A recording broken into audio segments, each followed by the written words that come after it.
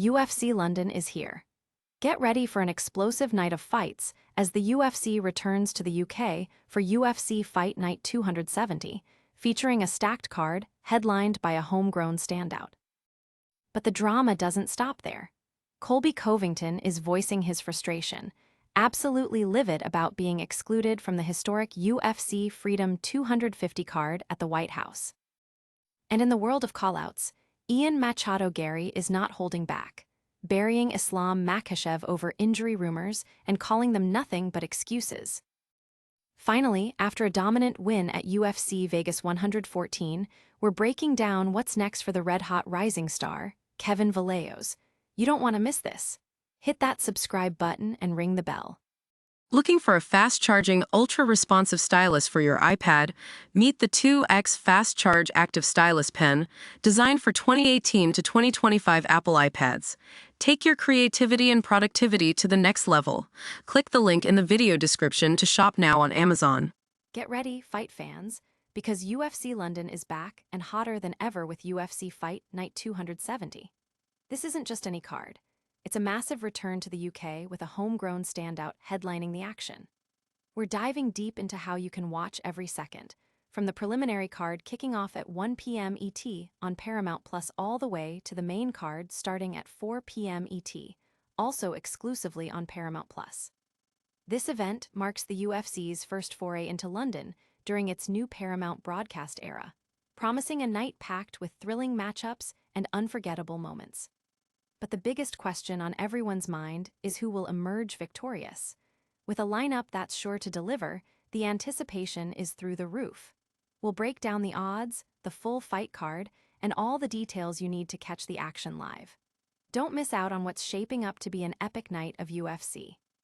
And if you thought that was all, stay tuned. We've got more explosive updates coming your way that you absolutely cannot miss. But first, hear why Colby Covington is absolutely fuming about being left off a major UFC card. You won't believe the reason behind Colby Covington's outrage. Next up, we're diving into the controversial exclusion of a top contender from a groundbreaking UFC event. Colby Covington is incandescent with rage. The welterweight contender is voicing his extreme frustration after being completely excluded from the highly anticipated UFC Freedom 250 fight card.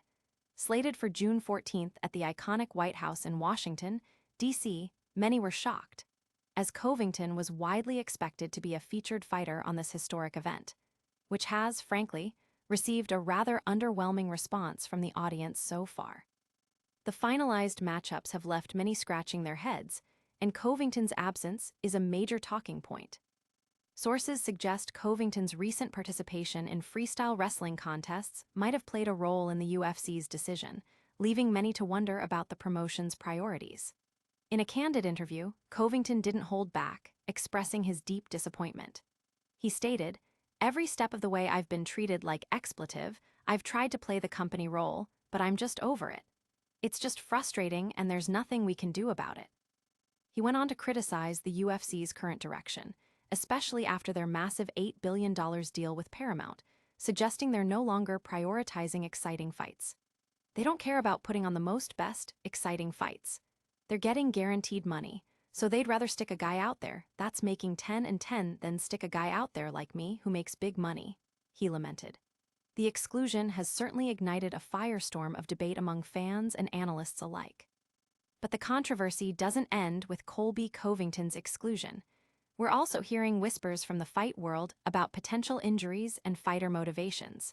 What's really going on? Up next, Garry doesn't buy the latest injury claims surrounding a lightweight champion, and he's not afraid to say why. Is Islam Makhachev really injured, or are these just excuses? Machado Garry certainly doesn't believe the reports.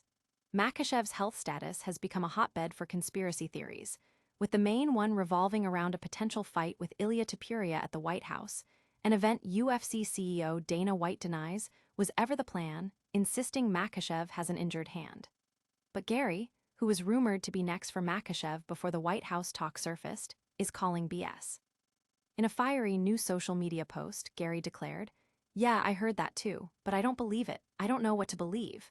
I can't imagine he hurt his hand in the last fight with Jack. So maybe he did it while horse riding? I don't believe it. I think it's just excuses. He went on to express his frustration with the current champion's inactivity, stating, "Everything about me now tells me he doesn't want to fight, doesn't want to fight, doesn't want to fight. I don't know if it's mentally, physically, whatever. He's doing the typical thing that all champions do when they get the belt.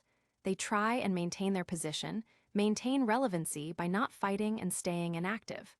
This sentiment is growing among fighters who feel top contenders are simply camping their spots and milking their status without taking on challenging fights. Garry believes his fighting style will change everything. The welterweight division, notorious for fighters holding on to their positions, is once again at the center of debate. Is this a genuine injury, or is Islam Makhachev playing the game? We're seeing a pattern of top talent sitting on the sidelines, and it's leaving fans hungry for action.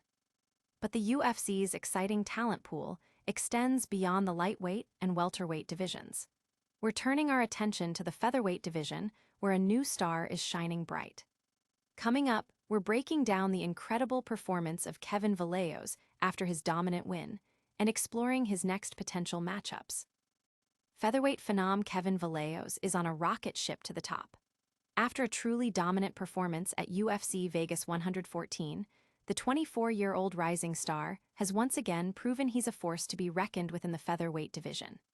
In the main event, Vallejos faced off against the formidable former interim title challenger Josh Emmett, and from the opening bell, it was clear Vallejos was in control.